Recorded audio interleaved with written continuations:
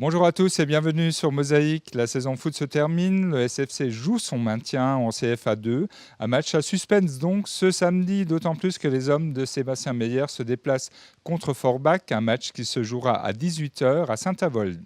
Mosaïque assure la captation et la diffusion en direct de cette rencontre. Au sommaire de cette édition, une rencontre exceptionnelle avec Pascal Schwind. En toute intimité, nous découvrons son histoire et le développement de ses garages automobiles à Rohrbach et à Sarreguemines. Suivra une semaine en Lorraine avec Virginie qui nous fera découvrir l'actualité de notre région. En attendant ce beau programme, nous regardons du côté du ciel avec Sandrine. Avec l'agglo, plus belle la vie. 31% des accidents du quotidien ont diverses origines.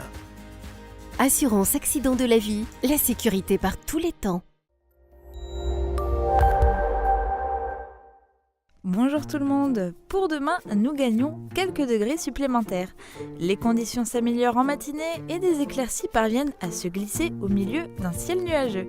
La couverture nuageuse se renforce en cours d'après-midi avec peut-être quelques gouttes, mais les températures reprennent un peu de couleur et se hissent au niveau des normales. Elles partent de 7 à 9 degrés le matin pour varier entre 17 et 19 degrés au maximum.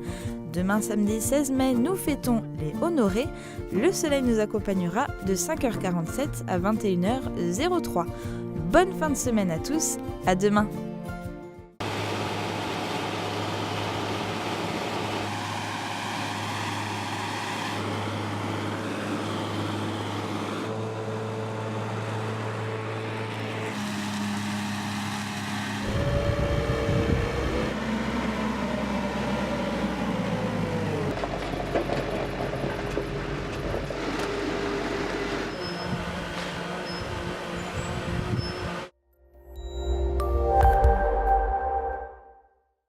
Je parraine un ami et tout le monde y gagne.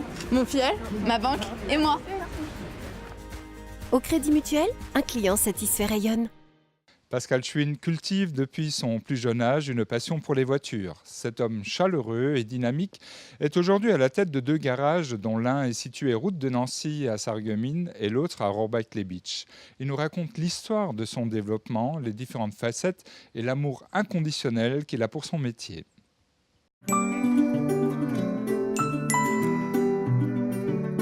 FBS, du bon temps par tous les temps.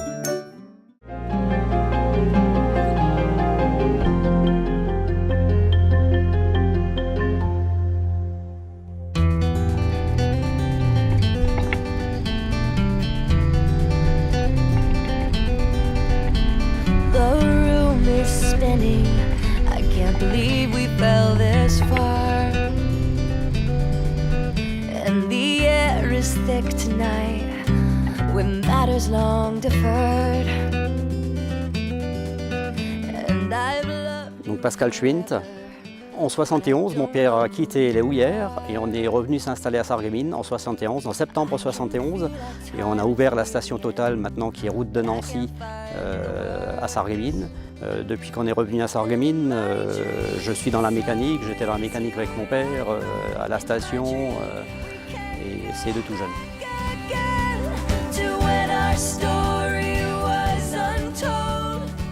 Pourquoi le nom Schwind de ce garage? C'était quand même lui le créateur et le fondateur de ce garage. Et je pense que c'est quand même plutôt bien de l'avoir appelé comme ça, plutôt que de l'avoir appelé autrement ou lui donner un nom de société n'importe laquelle ou juste des initiales, quoi. Ça nous fait très souvent penser au père et aux frères décédés tous les deux.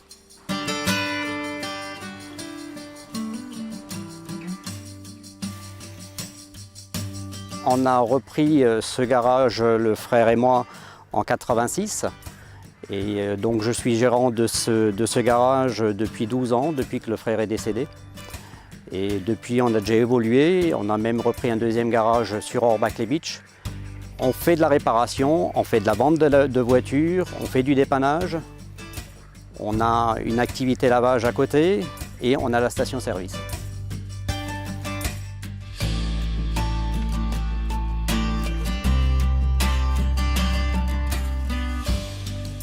On a commencé tout petit, juste avec la station. On a construit le garage petit à petit, puis on a évolué comme ça. Sur Sarreguemines, on est 14 personnes. Et sur Orbach-les-Beach, on est 8. Orbach-les-Beach, c'est une opportunité qui s'est présentée. C'est à 22 km, donc un petit 20 minutes. C'est tout un bonheur déjà d'avoir le droit de se lever le matin, d'aller au boulot, de voir tous ces gens qu'on a l'habitude de côtoyer. Ça change tous les jours, on a d'autres clients, on a d'autres voitures, il y a d'autres problèmes qui se présentent, il y a tout le temps autre chose.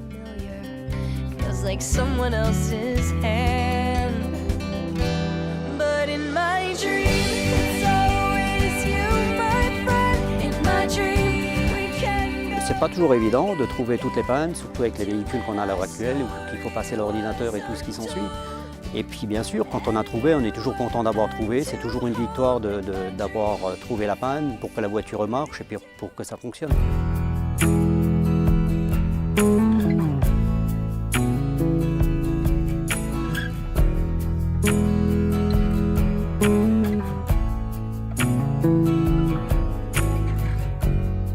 J'étais sur un dépannage, sur l'autoroute, une Porsche accidentée.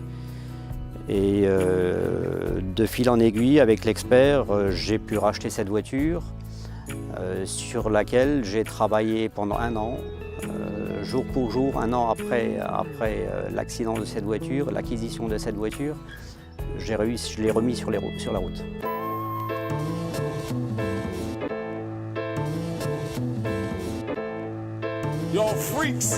Celle-là, c'est une voiture mythique de ma jeunesse, dont j'en avais toujours envie.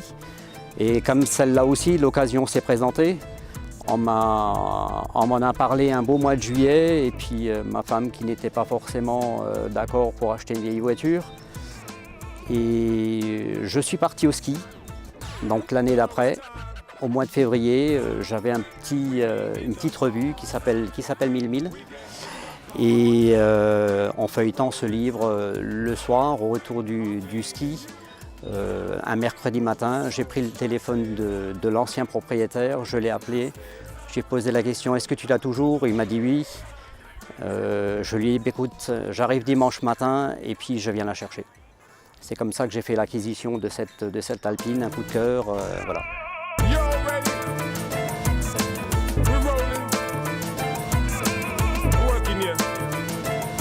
Il y a 3 ans,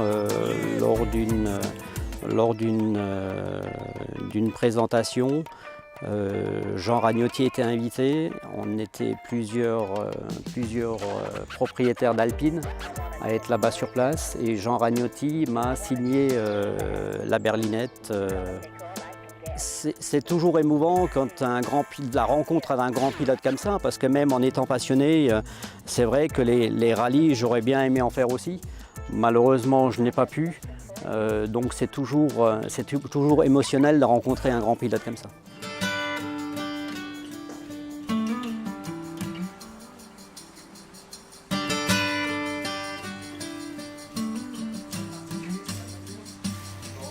Dès qu'on a une voiture style Porsche, on est mal vu en France, surtout par certaines personnes qui sont jaloux de ce que les autres ont, de ce qu'ils ont réussi à acquérir.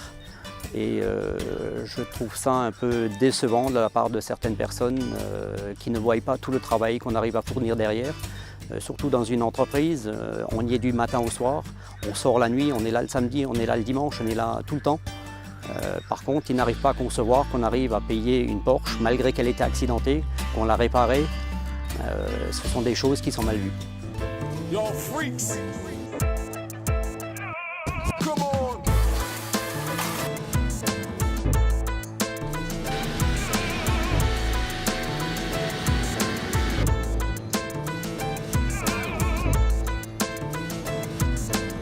Un moment fort dans la vie, c'était le rachat aussi de Orbach, qui nous permet d'agrandir et d'évoluer.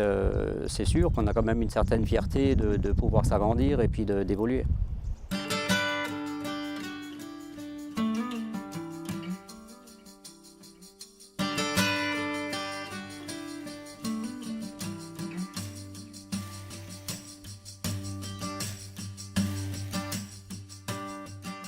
Mon frère qui est parti, ça crée un vide bien sûr, parce qu'on avait quand même l'habitude de travailler à deux. On travaillait en binôme, lui avait son travail, moi je faisais le mien. Après, c'est toute une réorganisation dans l'entreprise. J'ai ces 2 fils avec moi et je suis très content de les avoir. On est unis, on travaille tous ensemble. On est comme une petite famille, même avec les ouvriers, tout se passe très bien. Et ça, c'est une belle réussite.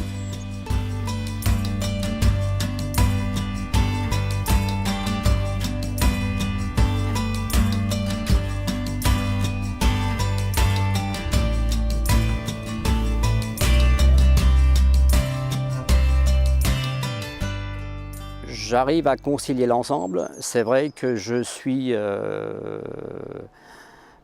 90% de ma vie, je suis au garage. Hormis les seuls moments où je pars en vacances avec ma femme.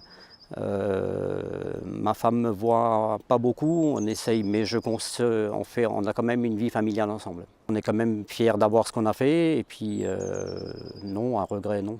J'ai eu plusieurs interventions où des personnes sont décédées, où j'ai donné des coups de main aux pompiers, où j'ai déjà aidé à sortir des victimes des voitures. Yo, freaks. Come on.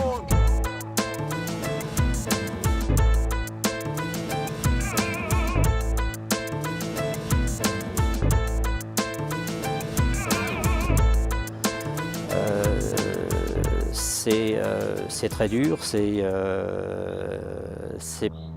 notre métier, on est là pour ça. Quand les parents reviennent voir les véhicules accidentés avec leurs gamins, j'essaye toujours de faire un peu la morale aux jeunes, de leur dire de faire attention, pour que justement ils prennent conscience de l'accident qu'ils ont eu, s'ils avaient eu d'autres personnes à côté, que ça aurait pu être dramatique. Et très souvent, ce genre de questions que j'apporte à ces jeunes sont très souvent même mal pris par les parents qui défendent leurs jeunes, qui disent non, il n'a pas roulé vite, c'est pas de sa faute.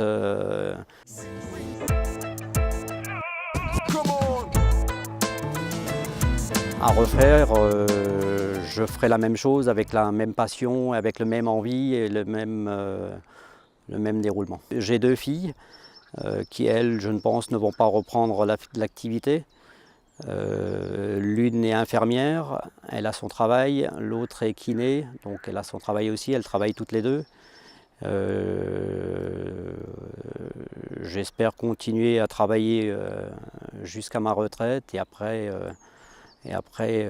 encore continuer avec ma passion sur mes vieilles voitures, sur les voitures, et puis encore vivre quelques beaux jours.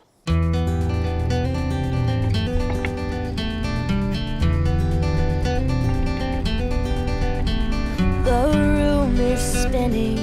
I can't believe we fell this far. And the air is thick tonight.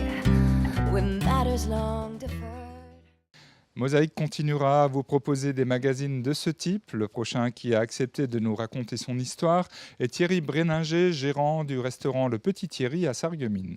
Après une courte page pub, nous retrouvons le magazine Une semaine en Lorraine, présenté par Virginie Bernard.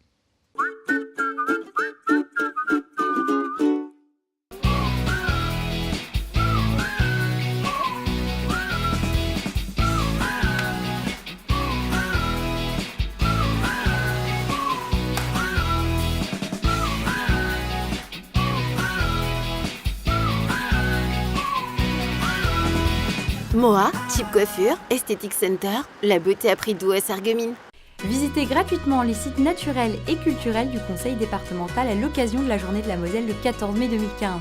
Partez à la découverte des sites Moselle Passion, le château de Malbrouck à Manderen, la maison de Robert Schumann à Sichazel, le musée de la guerre de 1870 et de l'annexion à Gravelotte, les jardins fruitiers à la Connexie, le parc archéologique européen de Bliesbrück-Rheinheim, le musée du sel à Marsal, le domaine départemental de l'Indre ou encore le musée Georges de la Tour à Vic-sur-Seille. La Journée de la Moselle, jeudi 14 mai 2015.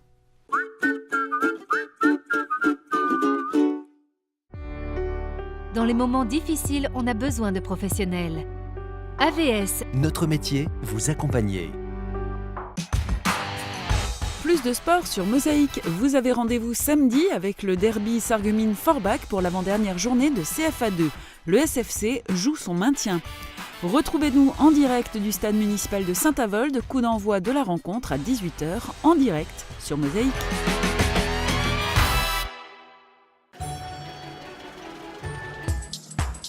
Avec Virch Menuiserie, votre maison devient tendance.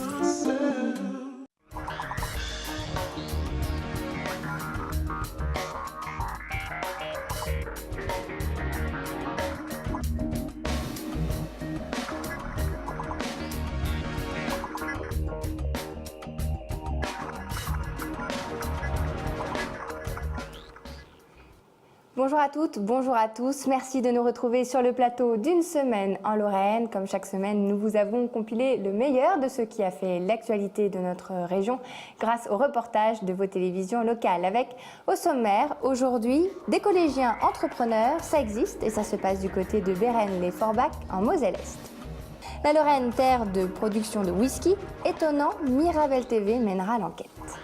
Mais débutons cette émission avec la campagne d'été des Restos du Cœur qui a débuté début avril au pays de Beach. Tous les 15 jours, les bénévoles viennent en aide à pas moins de 35 familles. Un reportage signé TV Cristal. La campagne d'hiver des Restos du Cœur s'est terminée le 15 mars dernier. La campagne d'été a démarré dès le lendemain. Pour des raisons de stock et d'inventaire, l'antenne au pays de Beach n'a ouvert que début avril.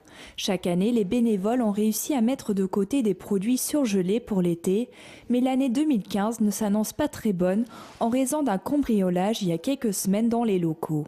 Mal intentionné, on m'a débranché le congélateur dans lequel il y avait tout le congelé pour cet été. Donc je n'ai pas de congelé à donner pour cet été. Grâce à la grande collecte de dons en mars dernier, les Restos du Cœur du Beacherland ont récolté 3,5 tonnes de denrées alimentaires. Pendant cette campagne d'été, ils seront distribués aux bénéficiaires tous les 15 jours. Le réapprovisionnement se fait normalement en juin et septembre. Grâce à la solidarité locale, ici il ne se fera qu'en septembre prochain. Nous en général, comme les gens sont généreux au Pays de Beach, on n'en fait qu'une et on se débrouille pour le reste, pommes de terre, des choses comme ça qu'on arrive à avoir directement. Et puis quelques ramasses qu'on fait dans une des grandes surfaces du pays, qui sont très généreux avec nous et qui nous permettent de tenir le coup jusqu'au mois de septembre. Pour la campagne d'été, les Restos du Cœur sont dans l'obligation de relever les plafonds d'accès aux aides pour servir en priorité les bénéficiaires les plus démunis. Par conséquent, au pays de Beach, le nombre de familles épaulées est réduit d'un tiers par rapport à la période hivernale. Les Restos du Cœur, c'est 35 familles bénéficiaires pendant la campagne d'été, contre 150 en hiver. Et passons maintenant à notre volet formation. Des collégiens berrinois suivent maintenant depuis le début de l'année une option découverte professionnelle. Ils ont même créé intégralement leur propre mini-entreprise Recyclart. Leur rôle, leur projet, chacun a un poste bien attribué. Grâce à cette expérience, le monde du travail a moins de secrets pour ces jeunes collégiens. Outre l'aspect pédagogique, c'est une véritable découverte de soi-même et de ses qualités qui s'effectuent en groupe. Un reportage de TV8. Léa pose le mécanisme qui permettra à l'horloge de fonctionner. Fabrication artisanale chez Recyclart, cette toute nouvelle entreprise berrinoise. Difficile d'imaginer qu'à la base, ce sont de simples palettes en bois. Là, on a assemblé des planches et je dois les visser pour qu'elles tiennent bien, sinon ça va bouger et c'est pas bon pour les clients. Asna est venue donner un coup de pouce. En réalité, elle est directrice commerciale. Elle vous semble peut-être un peu jeune pour occuper ce poste. Il s'agit en fait d'une collégienne. Avec ses camarades de l'établissement Robert Schumann de Bérennes, elle suit l'option découverte professionnelle depuis le début de l'année et ensemble, ils ont créé cette entreprise, de A à Z. Aujourd'hui, c'est l'effervescence, car une dizaine d'horloges sont à terminer. Elles seront mises en vente d'ici quelques heures dans la galerie marchande d'un supermarché. On écrit des mails aux sponsors et On s'occupe des cahiers des charges. C'est quoi un cahier des charges? C'est en fait la biographie de notre produit. À 14 ans, on dit les choses simplement et on tire des conclusions pertinentes. Les ingrédients pour qu'une entreprise fonctionne, réponse avec Asna, la directrice commerciale de Recyclart. Il faut surtout une bonne entente entre tout le monde, sinon ça ne peut pas marcher. Mais là, dans notre entreprise, tout le monde s'entend bien, c'est convivial, on fait tout ensemble, personne ne s'est déjà disputé et c'est ce qu'il y a de mieux. Dans l'entreprise, chacun a un rôle bien défini. Léa occupe le poste de responsable marketing et communication. 1 an qu'elle participe à ce projet et la jeune fille est lucide sur sa progression. J'enlève ma timidité. J'ai également appris à travailler en équipe, parce qu'avant j'étais plutôt pas capable de travailler en équipe, je travaillais toujours assez seule. Ça m'a aussi apporté d'avoir des liens avec les autres. On la retrouve dans la galerie marchande, très à l'aise. Dès qu'ils ont abordé les premiers clients, ils sont souriants, ils se lancent et ils connaissent leurs produits, donc ils savent le vendre. L'option existe sous cette forme depuis 3 ans. Avant, les élèves se contentaient de visiter des entreprises. En créant eux-mêmes leur société, l'exercice devient concret. C'est le monde du travail qui attend nos futurs élèves. Donc, je suis prof de sciences physiques à la base, mais on veut aussi leur donner goût au travail pour pouvoir ensuite s'épanouir plus tard dans leur futur métier. Les 2 professeurs apparaissent en filigrane, les élèves sont les seuls maîtres à bord, jusqu'à leur autocritique quelques jours après la vente. Comment on peut se servir de ça pour améliorer la présentation? Décroiser mes bras et ne pas jouer avec les mains. Du côté du pôle financier, on se réjouit. Explication avec la directrice financière. Le seuil de rentabilité, c'est ce qu'on doit vendre comme produit pour pouvoir commencer à faire des bénéfices. On l'a calculé en fonction de ce qu'on a dépensé. On fait ce qu'on dépense divisé par le prix de notre produit, ça veut dire 15 €. Là, ça fait 307,6 € qu'on a dépensé divisé par 15. Ça nous faisait environ 20,6. Donc ça fait 21 horloges à vendre et on a vendu 21 horloges. Mais le plus dur reste à faire. Remporter le concours de la mini-entreprise qui aura lieu à Nancy d'ici quelques jours. Plusieurs collèges sont en lice, mais les Berrinois sont prêts. Le service marketing a réalisé un spot publicitaire et les jeunes entrepreneurs sont confiants. Personnellement, j'étais très renfermé sur moi avant cette expérience. Et puis ça m'a permis de m'ouvrir aux autres, de parler sans gêne. Franchement, ça a amélioré ma vision du monde professionnel. Et puis c'est une expérience très je reçois du plaisir, quoi. Accompagné de tous mes coéquipiers, de mes amis, on s'amuse vraiment bien et puis c'est vraiment super, quoi. Finalement, la plus belle des récompenses. Et restons dans le thème du terroir lorrain. Si la Mirabelle et son eau de vie restent les produits stars de notre région, le whisky gagne progressivement ses lettres de noblesse. Primé par une médaille d'or cette année, le whisky lorrain a vu le jour en Lorraine, à la maison de la Mirabelle de Roselières. Cette distillerie accueille d'ailleurs des visiteurs curieux de découvrir les secrets de fabrication de cet élixir qui se consomme toujours, bien sûr, avec modération. Un reportage de Mirabelle TV. Il est à ce stade complètement translucide et pourtant ses premières effluves se font déjà sentir à la sortie de l'alambic. Cette eau de vie, c'est tout bonnement du whisky fait à partir d'orge maltais légèrement tourbé. Pourtant ici, nous ne sommes pas en Irlande ni en Écosse, mais bel et bien en Lorraine, à Roselières. Il ne faut pas perdre de vue que la France est un pays de distillateurs. Il se trouve que l'histoire française, un peu avant la Révolution française, a été traversée par des périodes de famine assez importantes, qui ont conduit d'ailleurs à la Révolution française.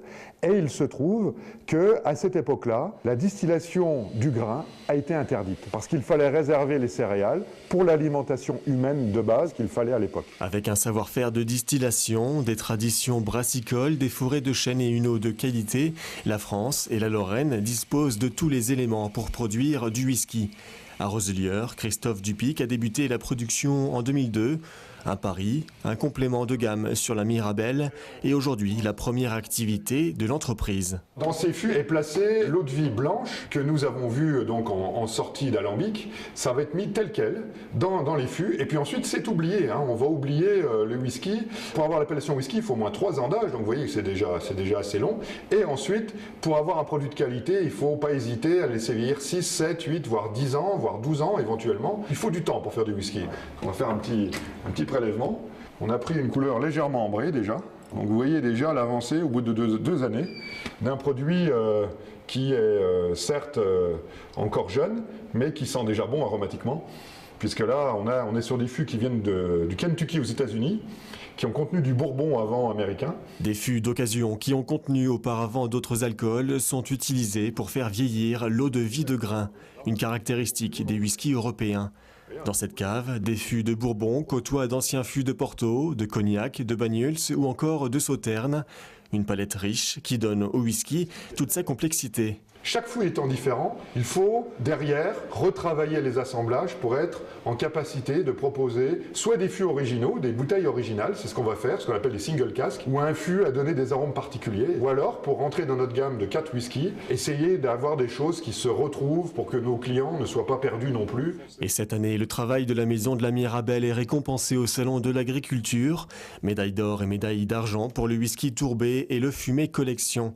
Une reconnaissance qui laisse envisager un 10 ans d'âge d'exception. Patience, il arrive d'ici la fin de l'année. Une semaine dans Lorraine, c'est déjà terminé. On se donne rendez-vous la semaine prochaine. En attendant, profitez du printemps pour redécouvrir la beauté de notre région Lorraine.